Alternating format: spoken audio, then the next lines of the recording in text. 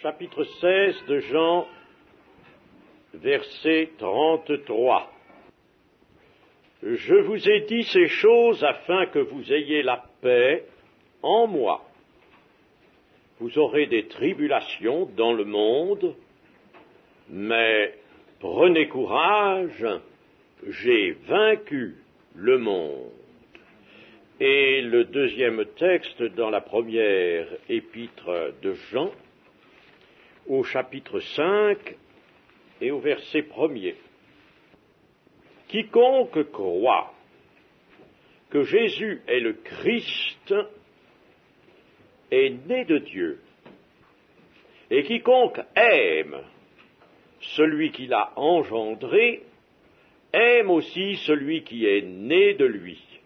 Nous connaissons que nous aimons les enfants de Dieu lorsque nous aimons Dieu et que nous pratiquons ses commandements, car l'amour de Dieu consiste à garder ses commandements, et ses commandements ne sont pas pénibles, parce que tout ce qui est né de Dieu triomphe du monde, et la victoire qui triomphe du monde, c'est notre foi.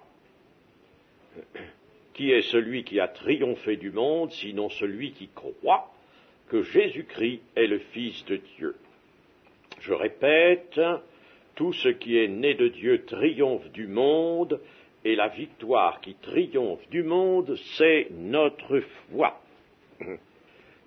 Nous sommes, nous, membres de l'Église, et nous voulons être membres véritables d'une Église véritable, être membres du corps de Christ.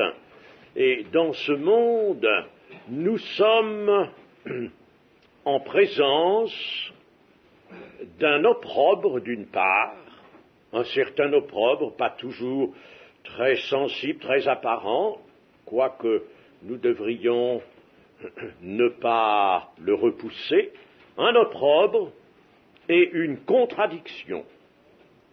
Nécessairement, il y a et il doit y avoir, et il faut laisser subsister, bien sûr, cette contradiction entre le monde et nous. Si l'on veut effacer cette contradiction, il est certain que l'on s'éloignera du Seigneur Jésus, car lui, il est un signe qui provoque la contradiction nécessairement de Jésus-Christ, de l'Évangile, provient une contradiction avec le monde. Et une victoire est à remporter sur le monde. Il faudrait peut-être s'étendre un peu sur le sens particulier attaché au mot monde dans l'Évangile de Jean, dans les écrits de l'apôtre Jean. Mais enfin, nous allons en dire quelque chose. Mais notons tout de suite qu'il y a donc, sur l'invitation de la parole, un combat à soutenir. Et ce combat est une nécessité, un besoin, une joie. Et il y a combat parce qu'il y a contradiction et parce qu'il y a opprobre. Tout être vivant qui meurt est un être qui est parvenu à la limite de son effort. Il est vaincu. On meurt parce qu'on est vaincu. L'homme meurt parce qu'il est un vaincu. Et lorsque le Seigneur Dieu a dit à l'homme, si tu manges du fruit de cet arbre, tu mourras. Si tu manges du fruit de cet arbre, autrement dit, tu connaîtras la défaite, tu seras vaincu, la vie en toi sera vaincue, et tu mourras. Et c'est ce qui peut arriver dans la vie chrétienne, hélas. Au lieu d'aller vers une victoire, nous nous laissons descendre vers une défaite, et lorsque nous ne combattons plus avec les armes spirituelles, alors nous approchons de la défaite, nous n'avons plus les réactions de la vie et nous risquons de mourir. En cessant de lutter, on cesse de vivre.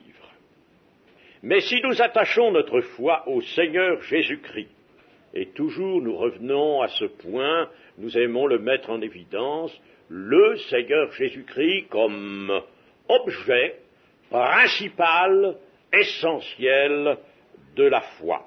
Si nous attachons notre foi à lui, nous vivons par lui, et nous n'avons par conséquent plus à mourir.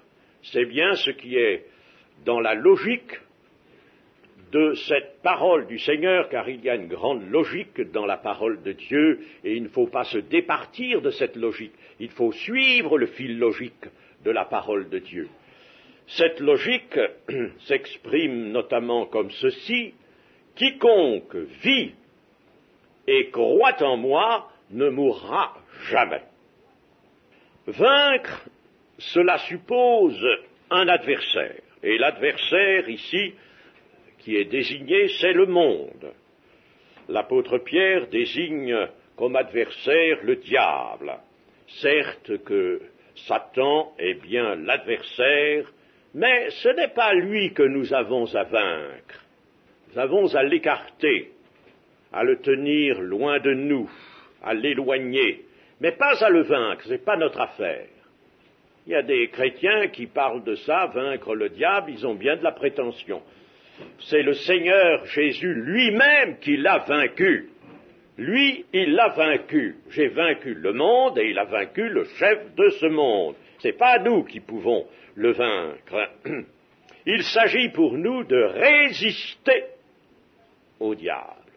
Résister, l'adversaire à combattre pour nous, celui qui nous est laissé, c'est bien le monde qui nous contient, le monde dans lequel il nous faut encore vivre, œuvrer, aller et venir et exister. Et le monde, alors essayons maintenant de lui donner son profil. Eh bien, le monde, nous allons le voir du point de vue qualificatif et sous un point de vue quantitatif aussi. Quantitativement, c'est la société des hommes sans Dieu. Tous les hommes qui restent dans l'aveuglement et qui sont sans Dieu et sans espérance, comme dit l'apôtre Paul, forment le monde dont parle l'apôtre Jean. Qualitativement, le monde est le théâtre, la scène, où s'agitent les puissances du mal. Et il s'agite beaucoup, de plus en plus, sur cette scène. Le monde, donc, vu par Jean, est aussi cela, le théâtre, la scène, où s'agitent toutes les puissances démoniaques. Et nous allons lui donner aussi un profil juridique. Le monde est le gouvernement de Satan. Le monde est, ou si vous voulez, le royaume qui est placé sous la gouverne de Satan. Ce monde est aussi appelé dans l'Écriture le siècle présent. La première épître de Jean nous dit « N'aimez point le monde, ni les choses qui sont dans le monde ». Alors là, le monde est vu sous ces trois aspects que nous venons de dire, quantitatif, la société des hommes sans Dieu, qualitativement, la scène où s'agitent les puissances du mal, et juridiquement, le royaume de Satan. N'aimez point le monde, ni les choses qui sont dans le monde. Mais si nous avons à vaincre le monde, il est nécessaire de savoir comment le monde va agir contre nous et pourquoi il y a entre lui et nous une contradiction constante à conserver. Vous savez qu'il y a une forme d'hérésie, je dirais un esprit d'hérésie très répandu aujourd'hui et qui consiste à chercher une atténuation à la contradiction entre le monde et nous. Et cela on le présente comme un produit de l'amour. Aimer les autres, bien sûr, n'est-ce pas, on nous dit, mais vous êtes envoyés dans le monde, il faut aller vers le monde, il faut même que l'Église tout entière aille vers le monde. Et alors, si vous aimez les gens du monde pour les amener à la foi, eh bien, il faut vous faire tout à tous. On dénature volontiers d'ailleurs le sens de cette parole de Paul, se faire tout à tous.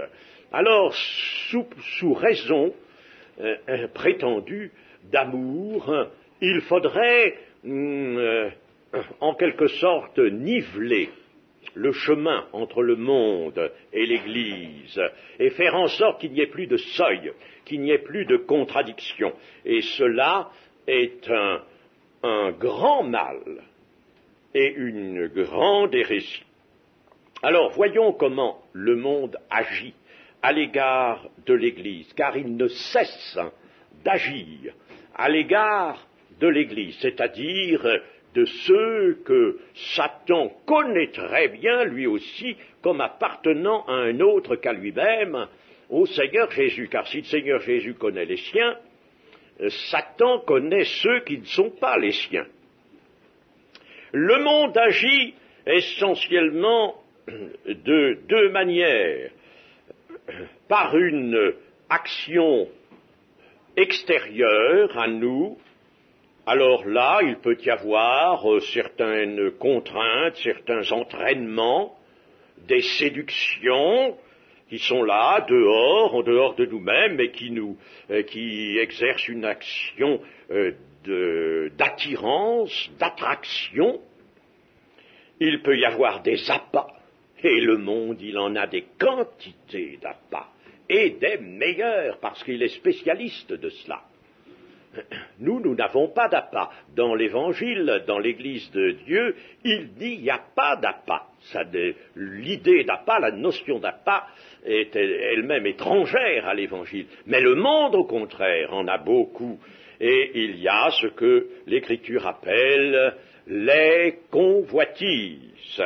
Alors ça, c'est une action exercée par le monde extérieurement à nous, mais qui est une action redoutable. Et puis, il y a une action qui s'exerce, venant du monde, au-dedans de nous-mêmes. Au-dedans de nous-mêmes. En effet, nous sommes sortis du monde. Le Seigneur, lui, n'était pas du monde, du tout. Mais nous, il l'a bien précisé, nous étions du monde et il nous a retirés du monde, nous sommes sortis du monde et le monde, avec la puissance de Satan, s'efforce de nous reprendre. Et pour nous reprendre, notamment, de nous pénétrer de façon à ce que notre être, petit à petit, reprenne la couleur du monde. La chute de l'homme a été la chute du monde. La chute d'Adam et d'Ève a été la chute de toute la descendance, c'est-à-dire du monde. Et l'histoire du monde est notre histoire. Vous l'avez bien vu dans le témoignage que nous a donné tout à l'heure notre sœur, nous lui avons appartenu au monde. L'Écriture nous dit « Ne vous conformez pas au siècle présent ». Ne vous conformez pas au siècle présent, c'est-à-dire au monde. Ne vous modelez plus sur le monde et sur sa manière de vivre. Ne vous laissez pas pétrir, façonner par le monde. Ne lui empruntez rien, ni son esprit, ni sa mentalité, ni ses aspirations, ni ses pensées. Ne vous laissez pas tromper par tout ce qui brille dans ce monde, tous les aspects séduisants qu'il offre à votre vue. Restez donc hors d'atteinte. Voilà ce que nous dit l'Écriture. Ne vous conformez pas au siècle présent. Restez hors d'atteinte. Le monde, tel que nous l'avons rapidement situé et décrit, le monde cultive, lui, ce qui doit être rejeté selon la loi de Dieu, la volonté de Dieu. C'est ça qu'il cultive. Il cultive ce qui doit être rejeté. Et je le disais l'autre jour sous une autre forme, le monde prend le contre-pied de l'Évangile. Alors tout ce qui est de la volonté de Dieu, tout ce qui est du bien, tout ce qui est conseillé pour la vie, les lois de la vie, eh bien, lui, le monde cultive le contraire, tout ce que l'Écriture nous demande de rejeter. Et par contre, il rejette tout ce qui doit être cultivé selon l'Évangile. Voyez la contradiction. La voilà, claire, nette, la contradiction. Le monde cultive tout ce qui doit être rejeté, tout le mal. Et la Bible nous donne des précisions sur ce qu'est le mal. Eh bien, tout cela, notre sœur en a fait l'expérience, elle nous l'a dit tout à l'heure, avant de connaître le Seigneur. Le monde cultive ce qui doit être rejeté. C'est son rôle, c'est ce qu'il est, ne sera jamais autre.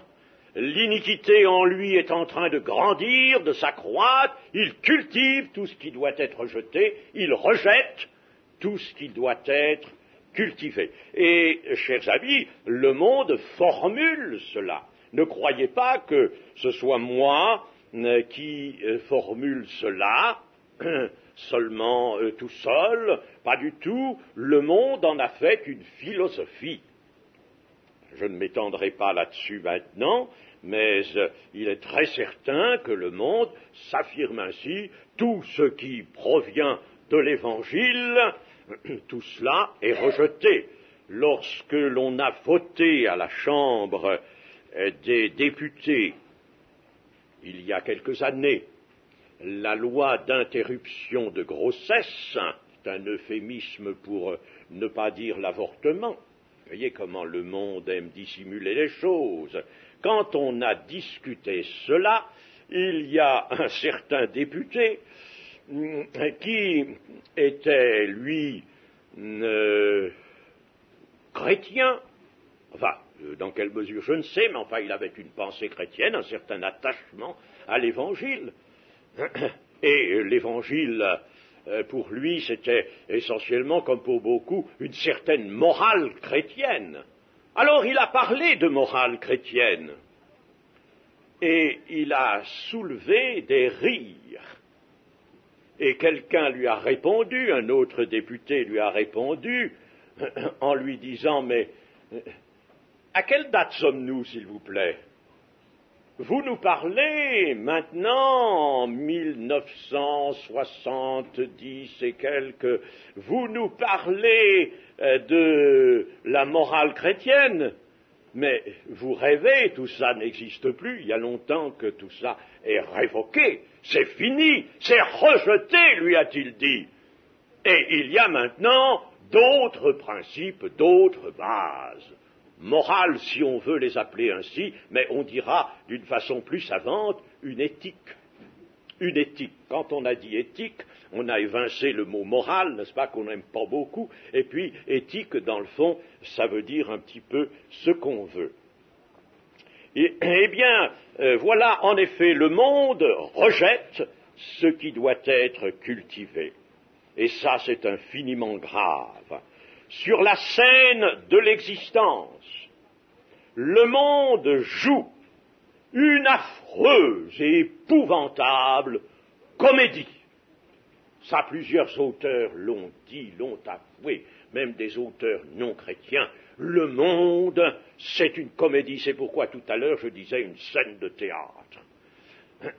C'est une comédie que le monde. une comédie tragique, mais une comédie.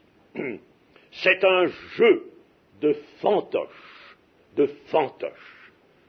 Et quand on a un peu d'expérience, ça c'est l'avantage de l'âge, voyez-vous, un peu d'expérience, c'est qu'on a pu par conséquent réfléchir et accumuler un certain nombre de réflexions. On a pu aussi faire des comparaisons, voir, considérer, c'est une invitation de la Bible aussi.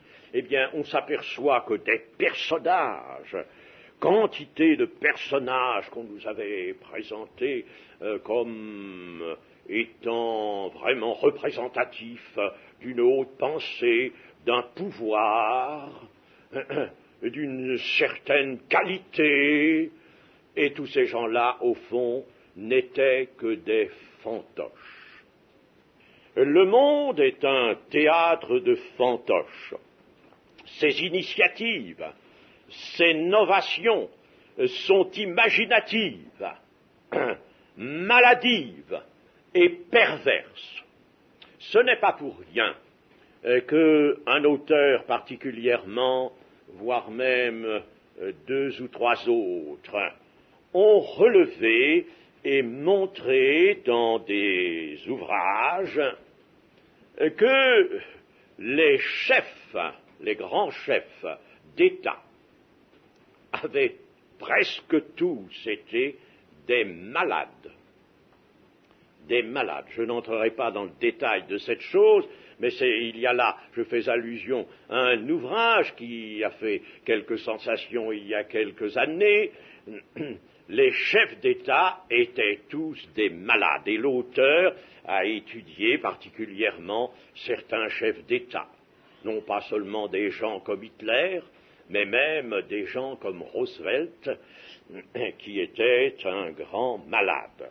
Et beaucoup de chefs d'État, donc, ont travaillé alors qu'ils étaient dans leur être physique, dans leur être psychique, qu'ils étaient ravagés. Et, chers amis, quand je dis que le monde est livré à des initiatives maladives, je parle aussi des productions littéraires.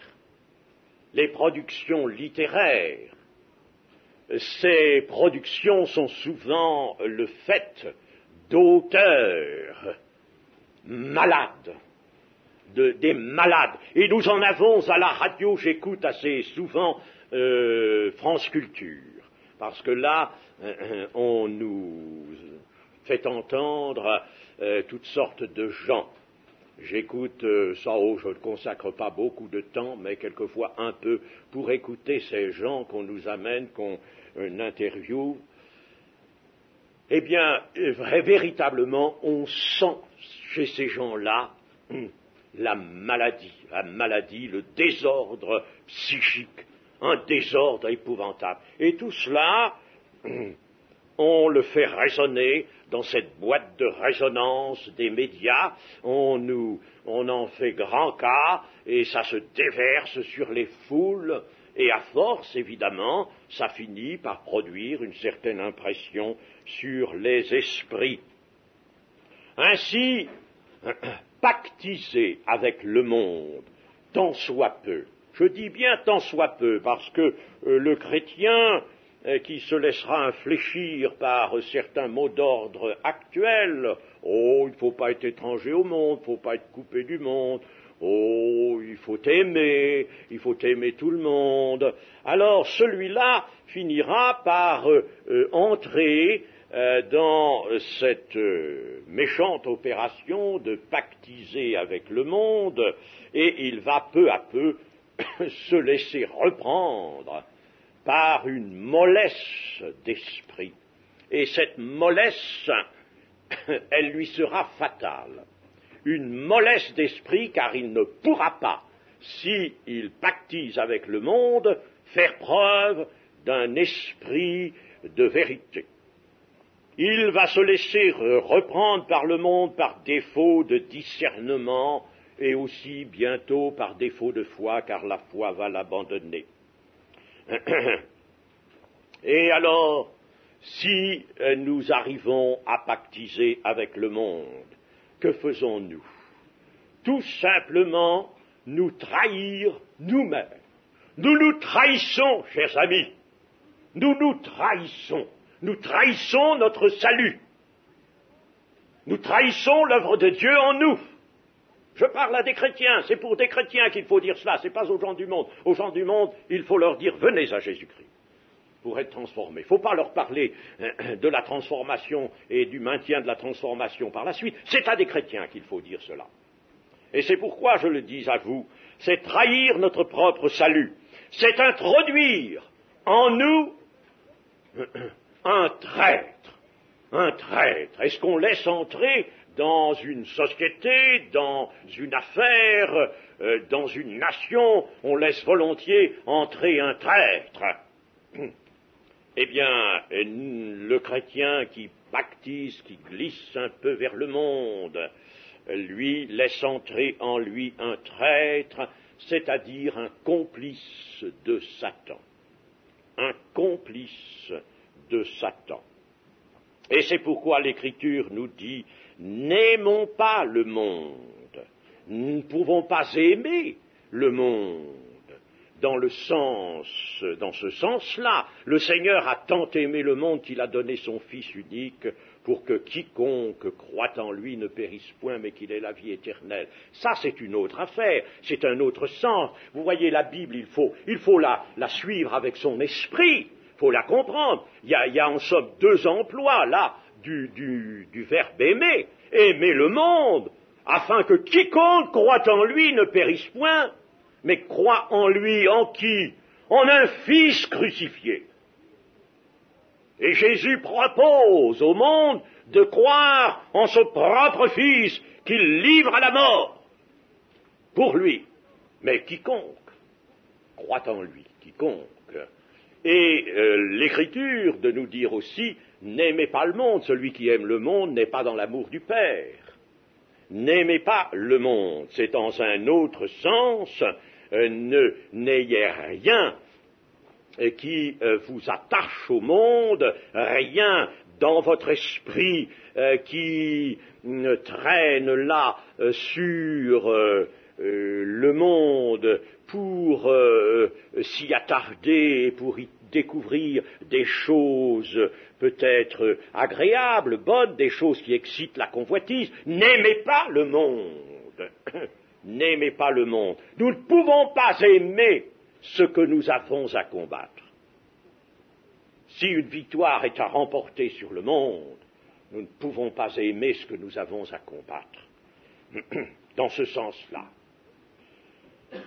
Ne courons pas à la défaite, croyant marcher à la victoire.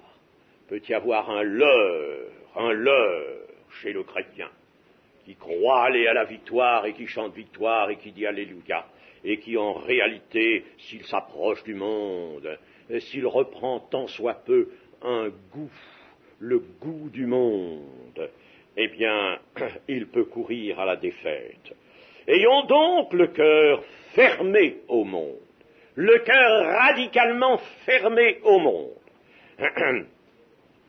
et vivons dépouillés des œuvres mortes, qui ne sont pas seulement des œuvres de péché, mais celles du monde, faites sous l'empire de l'esprit du monde, des œuvres mortes, et soyons revêtus de Jésus-Christ. Nous conclurons en revenant à notre texte de la première épître de Jean. La victoire qui triomphe du monde, c'est notre foi. La foi, donc, est non seulement un moyen, mais une victoire. Celui qui croit que Jésus est le Fils de Dieu, qui croit bien sûr, qui croit de tout son être, de toute sa force, de tout son cœur, qui croit que Jésus est le Fils de Dieu, a triomphé du monde. C'est donc notre foi qui va être une victoire, un triomphe. Christ venu chair, venu sur la terre comme chair de notre chair et os de nos os, a pris la lutte à son compte en opposant l'obéissance. Qu'a-t-il opposé? L'obéissance.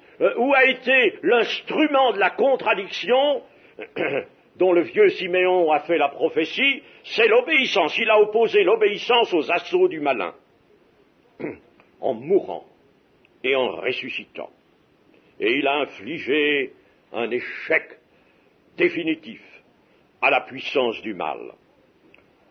Or, en triomphant, il a obtenu domination sur cette puissance du mal.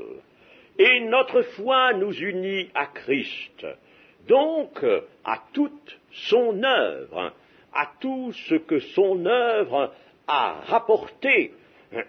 Par conséquent, notre foi nous unit à la vie triomphante du Seigneur Jésus-Christ, à sa victoire. J'ai vaincu le monde, prenez courage. Entre cette victoire de Christ et nous, chrétiens qui sommes sur cette terre et avons à lutter, eh bien, il y a une solidarité d'ordre spirituel, une solidarité. La victoire du Seigneur s'implante en nous et ne peut manquer, si notre foi reste vive, de s'implanter en nous. Par sa présence même, le Seigneur ne peut pas être présent dans les cœurs sans tout ce qu'il a fait, tout ce qu'il a obtenu, sans sa victoire. Ce n'est pas possible. S'il vient, il vient victorieux. Il vient avec sa victoire. Il vient avec sa domination sur les puissances.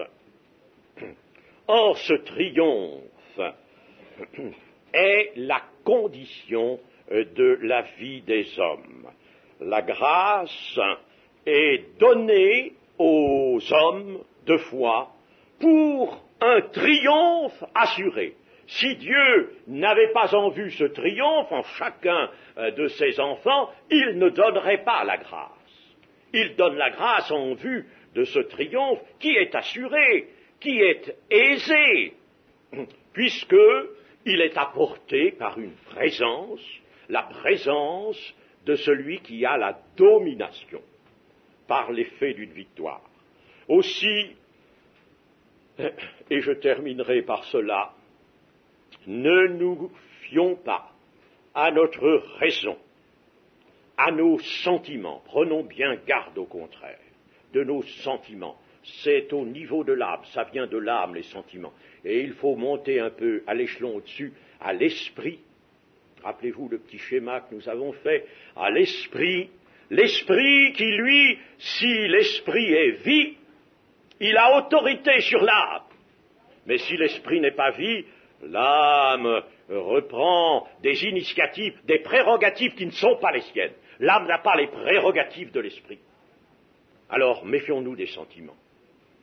Les sentiments qui pourraient nous amener à des pensées, à des actions, à des attitudes, des comportements qui ne seraient pas spirituels.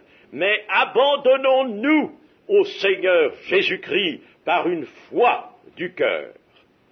Et c'est lui qui, de l'intérieur, nous sanctifiera par le souffle de sa bouche, nous sanctifiera par sa victoire et mettra en nous toute la puissance de sa domination. Que le Seigneur soit béni. Amen.